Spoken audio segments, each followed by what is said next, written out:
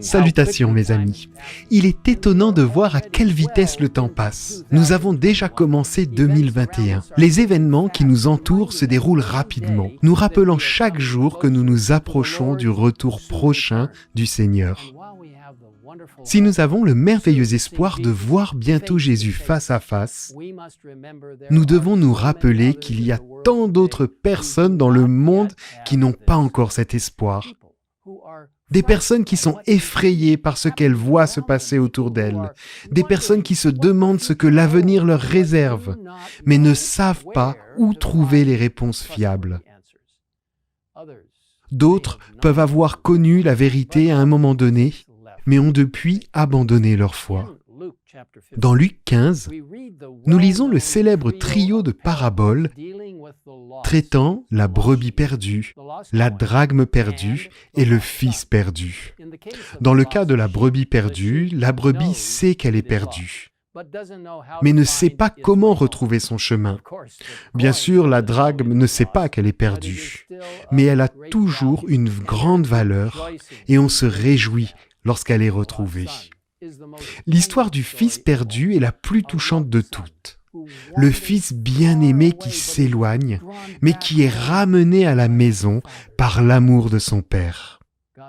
Dieu nous a donné, à vous et à moi, l'incroyable privilège de tendre la main aux âmes perdues pour lui.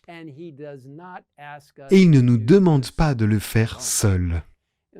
Dans le merveilleux livre Service chrétien, on lit « Les anges ont attendu longtemps la collaboration des membres de l'Église pour l'œuvre qui doit s'accomplir. Ils vous attendent encore. » Quelle incroyable opportunité! Le Christ a chargé ses puissants anges de travailler avec nous pour atteindre les âmes à sa place. Pour aider à mettre l'accent sur ce travail important, l'Église mondiale a désigné ce prochain sabbat, le 6 février, comme « Atteindre le monde », une journée d'évangélisation personnelle.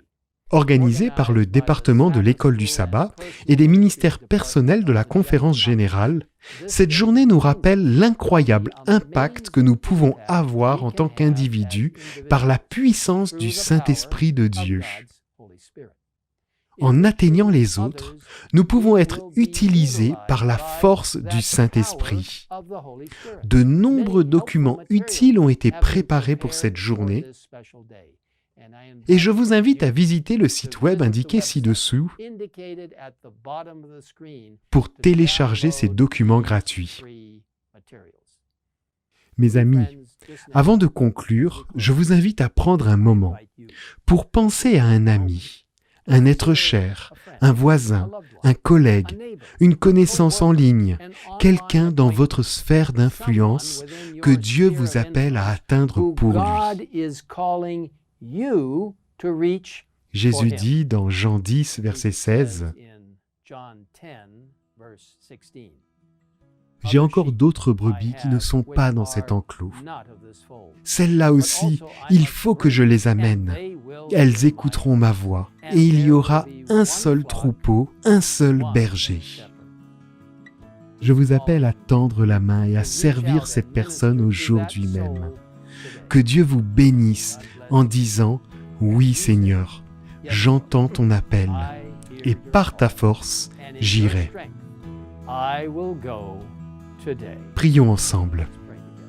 Père Céleste, bénis chacun de nous, alors que nous trouvons ceux qui aspirent d'entendre le témoignage de cette précieuse relation avec toi et les puissantes vérités de la sainte parole de Dieu, que chacun d'entre eux désire ardemment entendre. Aide-nous à trouver ces personnes, afin que nous puissions partager la parole avec elles. Aide-nous à te répondre, Seigneur, et à dire « Oui Seigneur, j'irai, j'inviterai mon voisin, mon ami, mon collègue de travail à faire partie de ce grand et merveilleux moment de ton retour, à te connaître comme ton sauveur personnel.